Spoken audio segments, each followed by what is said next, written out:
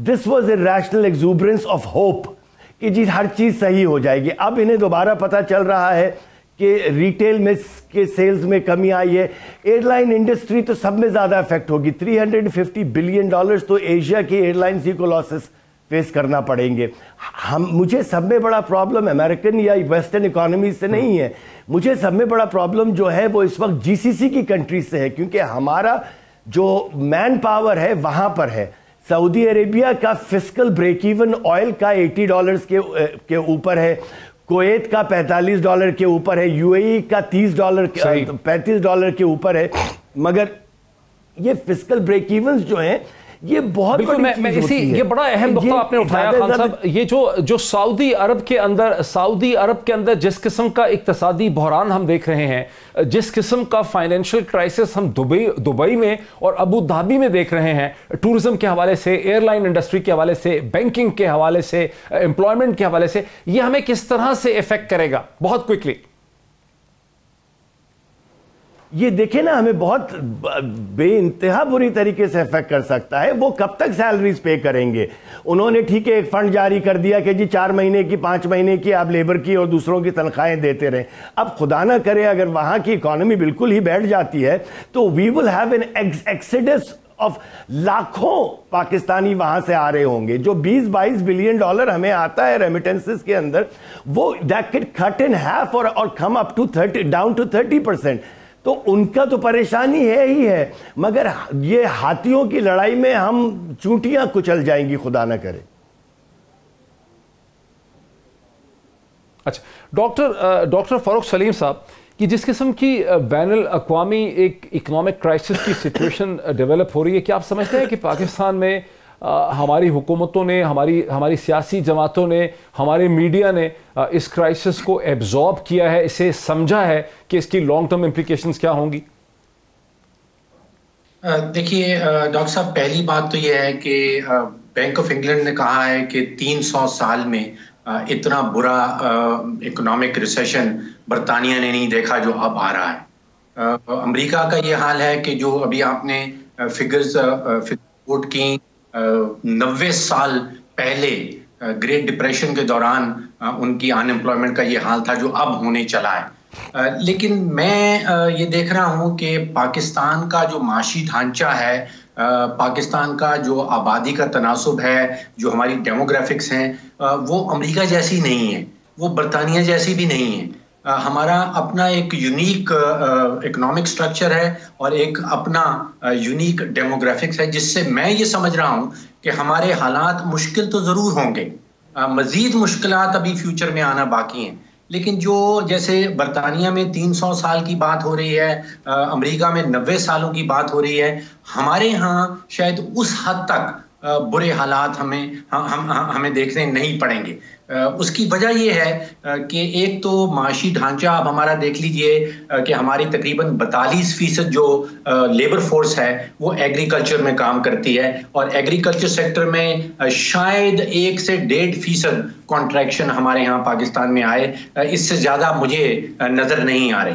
America की जो ज़राअत की आबादी, जो वर्कफोर्स ज़राअत में काम करती है, वो सिर्फ 1.4% है। उनकी कोई 70-80% आबादी जो वर्कफोर्स की है वो सर्विसेज सेक्टर काम करती है, और सर्विसेज सेक्टर को बड़े शदीद जो हैं वो बेरोजगारी का सामना हो रहा है। इसी तरह जो आबादी का तनासुब है, आपने लॉकडाउन का भी जिक्र किया, हमारी जो 80 साल से ऊपर लोग हैं पाकिस्तान के, वो सिर्फ 0.5% हैं आबादी के, और अमेरिका में वही परसेंटेज जो 80+ है वो 5% है।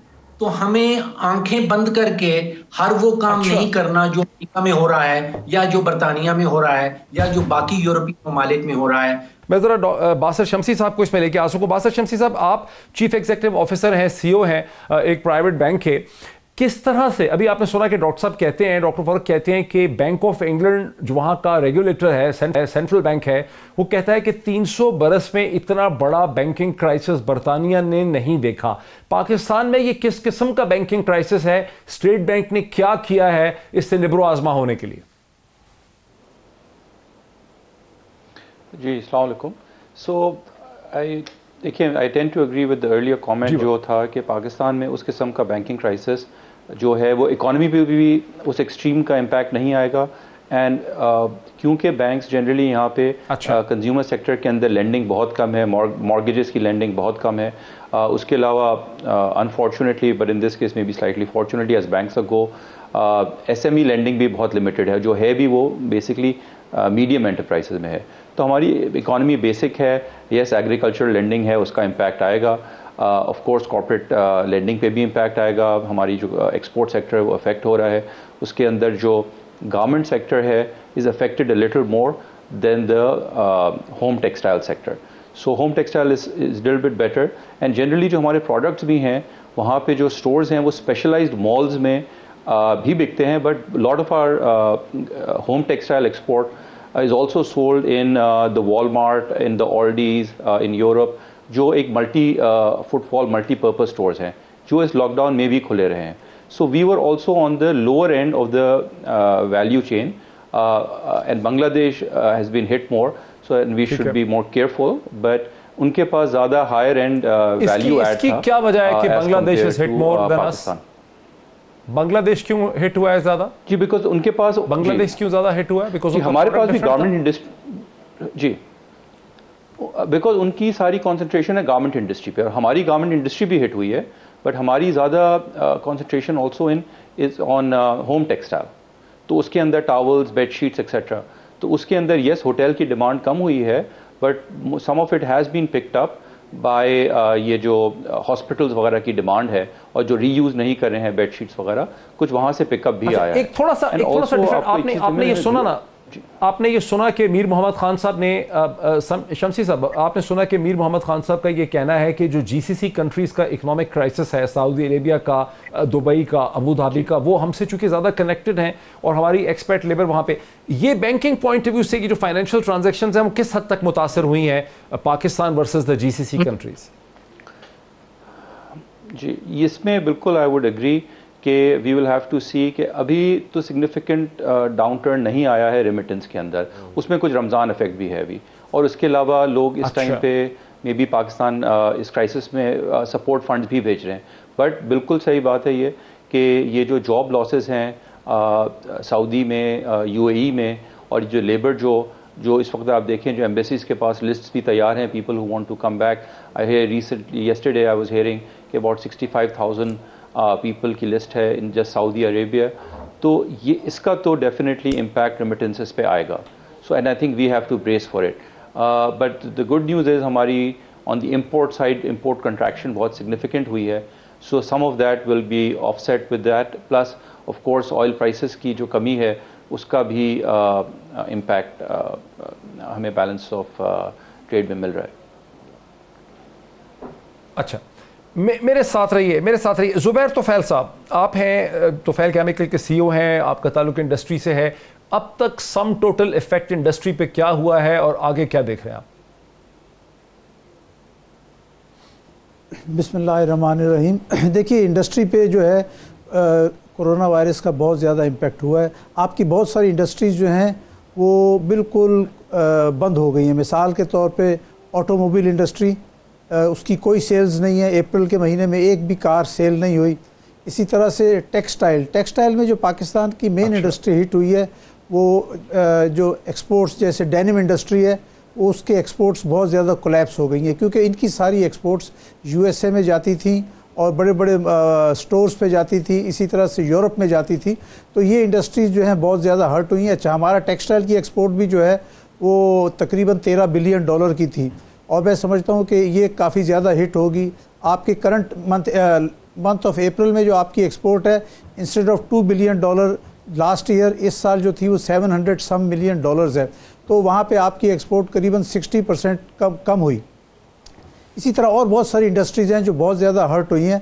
उसकी वजह ये है कि एक तो कोरोना वायरस की वजह से सब जगह लॉकडाउन था, आप कोई चीज़ बनाते थे वो इंडस्ट्री से बाहर निकल के बिक नहीं सकती थी, तमाम मार्केट्स बंद थी, और उसकी वजह से सारी चीज़ें जो थी बिल्कुल बंद हो गई थी। लेकिन मैं एक्सपेक्ट करता हूँ कि जैसे ही रमज़ान का महीना ख़त्म होता है, और अगर कोरोना वायरस का जो फर्दर इम्पेक्ट आने वाले दिनों में बहुत ज़्यादा बुरा ना हो, तो हमारी डोमेस्टिक इकॉनमी जो है वो आहिस्ता आहिस्ता चलनी शुरू हो जाएगी। लेकिन जहाँ तक एक्सपोर्ट का ताल्लुक है, जब तक कि US मार्केट जो है वो दोबारा बहाल नहीं होती, या यूरोपियन मार्केट, तो उस वक्त तक हमारी एक्सपोर्ट्स वहाँ नहीं बढ़ सकेंगी। इसी वजह से बांग्लादेश के बारे में जैसे भी एक कहा गया कि बांग्लादेश की एक्सपोर्ट्स जो है तकरीबन टेक्सटाइल की $36 बिलियन है, तो वो ज़्यादा बांग्लादेश की, तो वो ज़्यादा मुतासर होंगे। हमारी गारमेंट्स की इतनी ज़्यादा एक्सपोर्ट्स नहीं हैं, लेकिन ऑफ कोर्स हमारी होम टेक्सटाइल है वो सही चल रही है, दीगर जो इंडस्ट्रीज़ हैं वो मुनासिब चल रही हैं, लेकिन हमारी डोमेस्टिक इंडस्ट्रीज जो है, ये डोमेस्टिक मार्केट जो है वो फिल वक्त थोड़ी सी स्लो है। अच्छा, ओवरऑल हमारी इकॉनमी का एक और दो चीज़ें हैं, मिसाल के तौर पे फॉरेन रेमिटेंस है। देखिए फॉरेन रेमिटेंस अभी तक तो करीब $23 बिलियन लास्ट ईयर थी, लेकिन मैं समझता हूँ कि इस साल में जो है ये बहुत ज़्यादा मुतासर होने जा रही है, ख़ास तौर पे नेक्स्ट फाइनेंशियल ईयर में इसके बहुत सारे इम्पैक्ट्स आएंगे। जैसे अभी आपने किसी साहब ने फरमाया कि सऊदी अरब में 65,000 लोगों ने अपना नाम रजिस्टर कराया पाकिस्तान वापस आने के लिए। अगर ये लोग वापस आते हैं तो आप सोच लीजिए कि आपकी होम रेमिटेंस कितनी ज़्यादा कम होगी। इसके साथ साथ दूसरी बात ये भी है कि सऊदी अरेबिया की अपनी इकोनॉमिक कंडीशंस बहुत ख़राब है। $70 पर बैरल से आज तकरीबन $20 पर बैरल पे क्रूड ऑयल की मार्केट आ गई है with in a period of 4 months.